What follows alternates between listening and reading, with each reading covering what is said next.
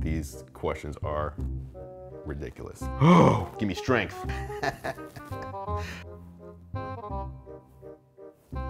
What? I don't know what the hell I just read.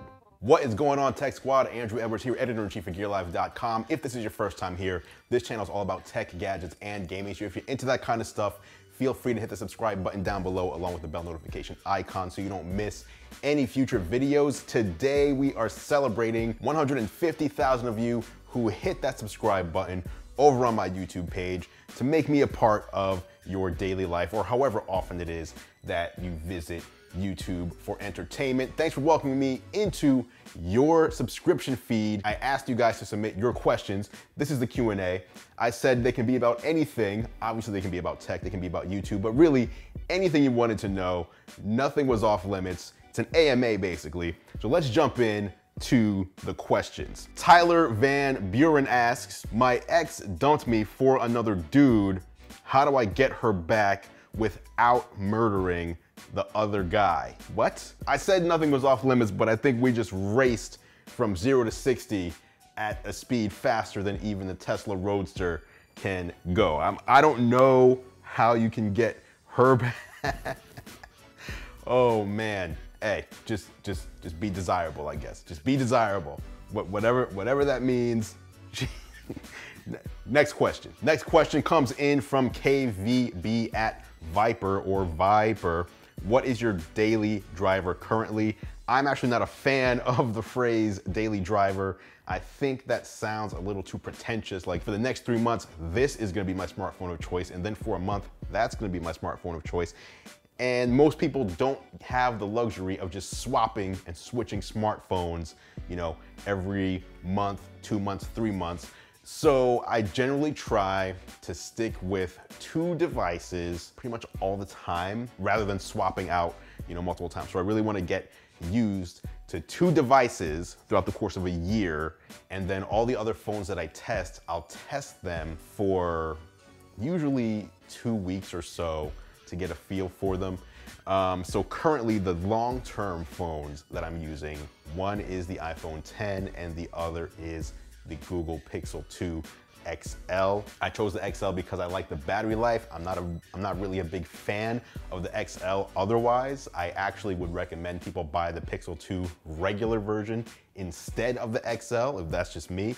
The display looks better and everything else is pretty much the same, including the incredible cameras. On the other side, the iPhone, the highest selling consumer electronic device of all time. I need to obviously stay familiar with iOS and the iPhone as well for what I do as a job. So those are the 2 phones that I generally have on me as I go about my day. I love the Pixel for photography. I do like the iPhone for photography as well, but I do give the nod to the Pixel for its cameras and iOS for the apps. I'm generally, if I'm grabbing a phone, more often than not, I'm reaching for my iPhone. Eric Wilburn replying to the other guy with the ex who dumped and he wants to get the guy back without murdering anybody, which I guess that's good, by the way. I'm glad you're trying to keep it legal. Eric clarifies and says what he means to say is that some dude stole his girl. Can he have yours? What? Listen, if you need to get a new girl or if you want to get your other girl back, you need to put in that work. And I say this about so many things in life. It's all about working. You got to outwork, out hustle people, outwork them to get what it is that you want out of life, I guess. Now, this is obviously a different category of life because technically it's not really your girl. She's just her own person choosing to be with someone else. If this is even a true scenario, by the way, you guys are trying to trip me up. But basically, outwork them, take action, and obviously don't be unimpressive. You need to be the opposite. You need to be very impressive. Impressive enough that it's recognized by others. Legitimate question coming in from Veronica Sofer. My Sonos still won't play Audible. Should I look for another audio solution for the house? Well, Sonos broke Audible, or Audible broke Sonos functionality. I'm not sure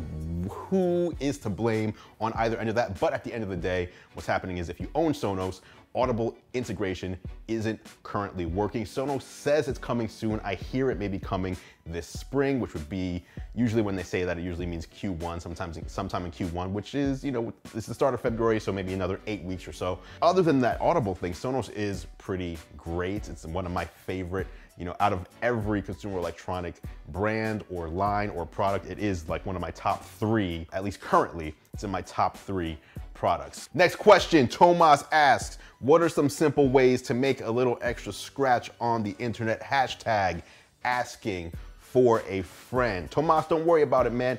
Tell your friend it's actually not that hard. You have to think outside the box, and you really have to focus on what it is that you can do better than other people. Not what you can do the same as other people, not how you can mimic other people, not how you can copy other people, not how you can be a little bit better than other people, but what is it? And it can be anything. What is something you can do better than others, or just very impressively better than most, and capitalize on whatever that is. You know, we live in a day and age today where people can use their talents, whether it's on the internet or through the internet, to make good money, to make a good living, whether it's part-time or full-time. This is probably the best time out of any time in the history of not just America, but the world, to be able to do that. So find your talent, whatever the talent is, find what's unique about it, find what section within that where you can win, and that is your answer. Once you have that, you can sell that. And it's always better to build a product rather than a service as well. Services can't really scale while products usually can. Up next, question from Official Games Guy on Twitter. My question is, why haven't we collabed on a video yet? Probably because you never asked. I don't remember you ever asking me to collab. Let me see where you're even located. It says you're tweeting from Georgia, USA. Well, I'm in Seattle. So in order to collab, you would have to contact me. We'd have to figure out some way, whether we're doing it remotely, whether we're doing it in person. But if you want to collab with me, hit me up and we will make it happen. Up next, question from the Dogfather88 at the Dogfather88. What are your predictions for the year tech-wise? Any secret insiders you could share? Hashtag Ask Andrew. Honestly, we're gonna see a follow-up to the iPhone 10. People were thinking that the iPhone 10 was gonna get canceled. I don't know who or why. If you consider yourself to be a tech expert, why would you think that? When does that ever happen? Whether it's a, in my opinion, terribly released phone like the Pixel 2 XL, which had so many problems out of the gate, so many issues. Google didn't cancel the phone, they just started fixing the issues as time went on. Apple's not canceling the iPhone 10. In fact, in their latest earnings call, which just went down, they announced that since the release of the iPhone 10 on November 3rd, it's been the best-selling iPhone out of their entire catalog every single week since launch. So I think we're gonna see a follow-up to the iPhone 10. I don't know what they're gonna call it. If it was me, I'd probably just drop the number altogether and we'd have an iPhone and we have an iPhone Pro. But we will also see the entry-level phone take on the same design language that we see here on the iPhone 10 as well. I think they're gonna be dropping 3D Touch from that entry-level model, but the entry-level model is gonna replace the iPhone 8 and 8 Plus for that line, and then the premium line will be an upgraded version of this. Galaxy S9, Samsung Galaxy Note 9, those are gonna be the two other hot smartphones of the year. The smartphones, I'm not really sure what to predict as far as features anymore. They're getting faster, these chips are getting crazier, cameras are always getting better, and it's hard to imagine what else they can do to these devices to make them even better. At least from the hardware perspective, I think we're gonna see Google come out with even more cloud stuff to power their phone. That's really the secret killer of the Google Pixel's camera. It's not what it's doing on the device itself, but it's all that machine learning, all those algorithms that Google has built up over time coming into play to make your pictures look as good as they do, and no one is in a position right now currently to catch up to where Google is with that. So I think we'll see the Pixel, whatever the next Pixel is, Pixel 3, to continue to dominate there, unless one of the other players comes up with some crazy machine learning algorithms as well. As for other tech, we're seeing electric cars come down in price. The Tesla Model 3, $35,000 we'll see this year. We'll see other competitors there as well. That, to me, is the futuristic stuff. It's the smartphones and what they're doing with these devices that fit in the palm of our hands and making them more like supercomputers each and every year, as well as the future of transportation as well. Those are the two things that excite me. All the other stuff, honestly, to me, is just we're just playing with toys. Next question from @Mayito Tech. Mayito Tech.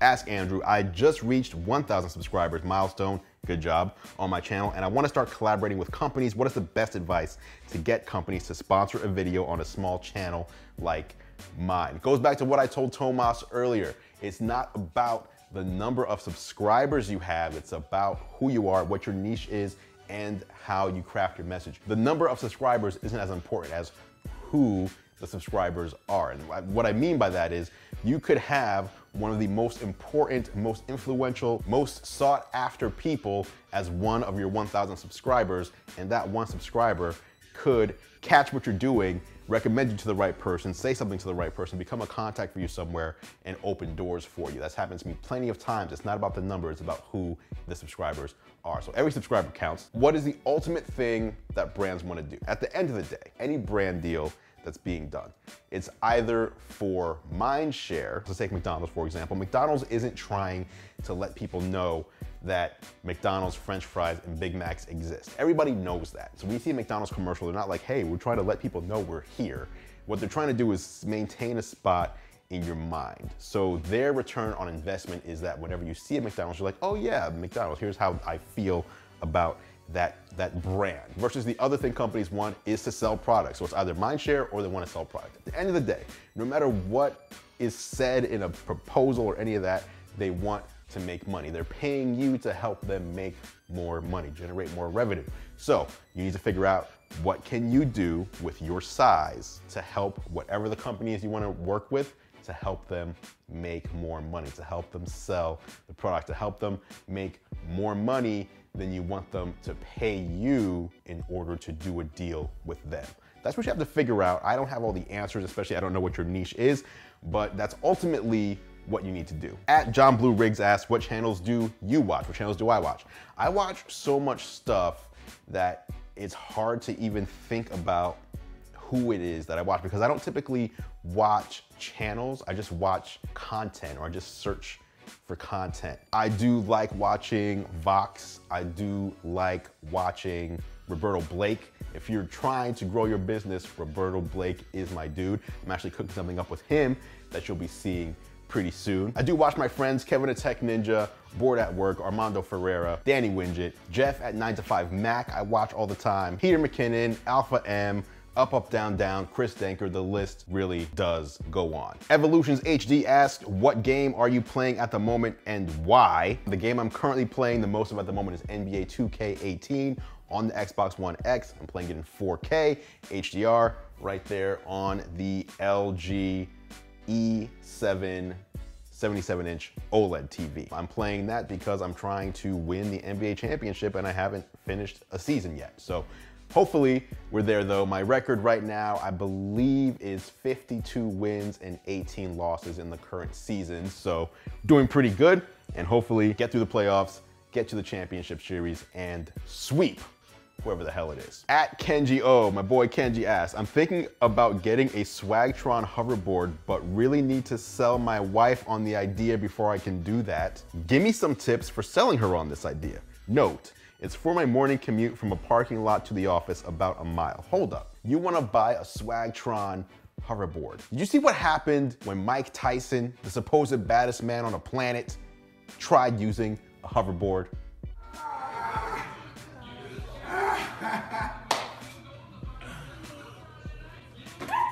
I broke my back. What do you mean by that? You broke my back is broken. What, a vertebrae or what portion? Spinal. Mike Tyson messed himself up right there. I was sent a hoverboard to review, and I told the company, yeah, I'd review it, we'd make a deal, and I could not muster up the courage to step on that thing and even test it for like 5 seconds. I'm not trying to break my back. So I think, you know, I agree with the wife on this one, Kenji. Unfortunately, skip the hoverboard, and instead, what about getting an Irby? You can get an Irby, it's safer, you can actually sit on it. It's like a little tiny scooter thing.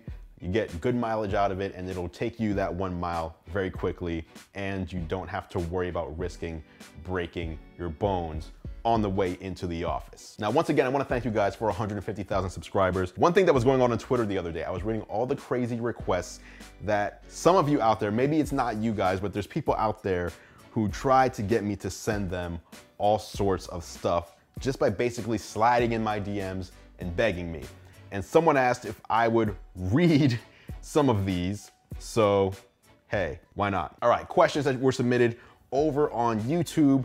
Awesome stuff, Andrew. As a content creator, if and when you have a decent following, what's the best way to approach brands and work on deals with them? Ask Andrew. I did address that, but again, think of the brands that are within the niche that you talk about, brands that you are excited about, but that also makes sense for the content that you make, and then think about how you can pitch them. What is it that you can do for them, not what they can do for you? What can you do for them to help them generate revenue? What are your thoughts on the upcoming Meizu M-Charge? Charges phones from 0 to 100% in 20 minutes. We're like almost there. Charging technology is so crazy right now. It's almost scary, but I don't understand batteries completely. I just don't want my batteries exploding. So charging super fast seems just a little strange to me, but if it's true and if it's safe, bring it on. Next question, what is your favorite accessory for the Nintendo Switch? I'm all about the Pro Controller. Give me a Pro Controller, leave the Joy-Cons out of it. Can I have a free MacBook Pro? Next question from Kevin Morales, what and when would you say that your career as a YouTuber took off, and what inspired you to become a YouTuber? Kevin, I do not consider myself to be a YouTuber. I do not ever call myself a YouTuber, and that's probably a large part of the success that I've had in this industry. I don't tie my success to any one platform. So I think calling yourself a YouTuber is just as silly as calling yourself a Twitterer. I am a Twitterer. I'm on Twitter. I don't call myself a Twitterer. I'm on Instagram. I don't call myself an Instagrammer. I make deals on Instagram, I make deals on Twitter, I make deals on YouTube, I make deals on the blog, I make deals on Snapchat. I basically work with brands wherever they need work to be done. I don't pigeonhole myself into one platform, because then that takes away all the other opportunity that may be out there. I really try to optimize by being everywhere at all times and putting content out there all over the place for people to interact with. What inspired me to do this though, not to become a YouTuber, but to just do this in general, I've always loved tech, consumer technology in particular. As I became an adult, I was making stupid decisions like not paying my phone bill and just being okay with having a late charge and paying it a month late so that I can take the money that would have went there to buy whatever new thing came out that week. Pretty stupid. Don't do that when you turn 18, 19, 20 years old. That was dumb. But I did quickly figure out I needed to make tech make money for me instead of lose money for me. And I've always been comfortable in front of a camera. I am a former professional wrestler, so I did get used to being on camera, having a personality, doing things usually in just one take, because if there's an audience in front of you, you don't get to mess up and do it again and try it 5 times like you can do with a camera. So I've just always had a knack for talking tech, being on camera, and not having a problem putting myself out there. Last question. Hey Andrew, just started my own tech channel on YouTube this last week. Really enjoying it so far and can't wait to get more into it in the future. Just wonder if you could tell me software that you use to edit your videos. I'm using iMovie for now, but eventually I want to step up to something else and would love to know what you use. I personally use Apple's Final Cut Pro 10. I found that to be the easiest, especially because way back in the day, 2006, 2007, I was using iMovie HD. So it was just a natural jump to go from iMovie to Final Cut Pro 10. It's also optimized for the Mac, which is my platform of choice.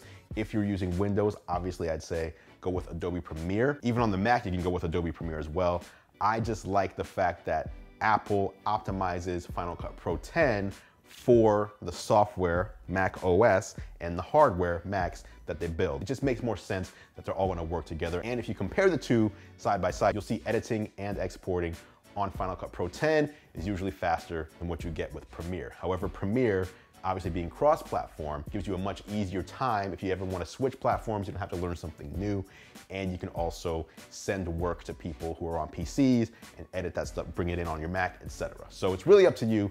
Me personally, Final Cut Pro 10 is bae. There you have it, guys. Those were the questions you sent in. Those were the requests you made for free stuff. Thank you so much for watching. Thank you so much for sending in your questions, and thank you so much for 150,000 subscribers. Let's see where we can get by the end of 2018, but this is a great way to at least kick off the year. And again, I only have you guys to thank for it. More giveaways are coming. Stay tuned for that. And of course, if you haven't done so yet, and if you enjoyed this video, feel free to click or tap on my face when it appears right at the bottom of the screen in order to subscribe for free to the channel. Thanks so much for watching again. I'm Andrew Edwards, and I will catch you in the next video.